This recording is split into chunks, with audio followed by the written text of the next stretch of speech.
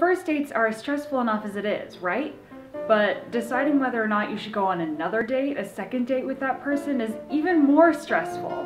One thing that has really helped me deal with this stress is a series of 5 questions that was first introduced to me by an awesome person named George. Basically, after a first date, you ask yourself these questions honestly and answer them. And based on a total score that you get at the end of these 5 questions, you can decide pretty fairly whether or not you should go on a second date with this person. So let's go over these 5 questions. The first question is how happy you were to see that person. And this is really where your attraction to them comes in. So if you were like, oh my gosh, like my heart just stopped, that person was probably a 10. If you were already thinking of escape plans because they were so unattractive to you, they were probably a 1. The second question is how much you enjoyed conversation with this person. Did you guys really hit it off? Was it really fun talking to this person? Do you have a lot in common? Did you find the conversation really interesting? Then maybe it was a 9 or a 10. Third question, and this is a fun one. It's how much did you enjoy any physical contact with this person? Now, it doesn't have to be sexual in nature. It could be just the touch of an elbow as they helped you cross the street, or when you first shook hands or hugged or something. But if you felt like sparks were flying and it felt good to touch them, then maybe it was like a 10 or a 7.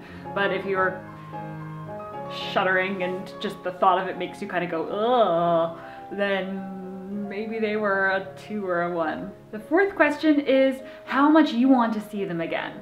If you really would rather not see them again, closer to a 1. If you just can't wait until the next moment you lay eyes on this person, they're probably more close to a 10. And the fifth and final question is how much you think they want to see you again. If right after your first date they were sending you texts or emails asking you when you could meet with them again, you could probably estimate that they really did want to see you again. If you don't even hear responses to your own post-date messages to this person, chances are they aren't that into you. So of course this factors into the total equation. Okay, so you've answered all of the questions on that 1 to 10 scale, and now what you have to do is total up your total points. If your score is anything below a 36, don't see that person again.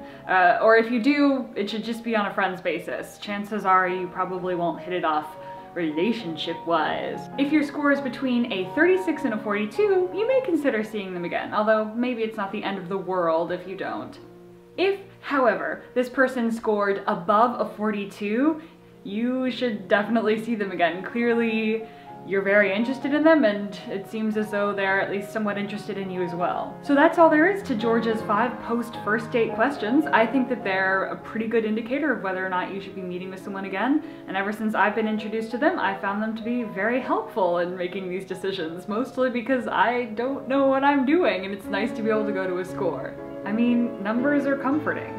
So I hope that you find this to be a useful series of questions and as comforting as I do. And let me know what you think of the scoring system and what your average post-first date score is. Mine is around 23.6. Have fun tallying everything up!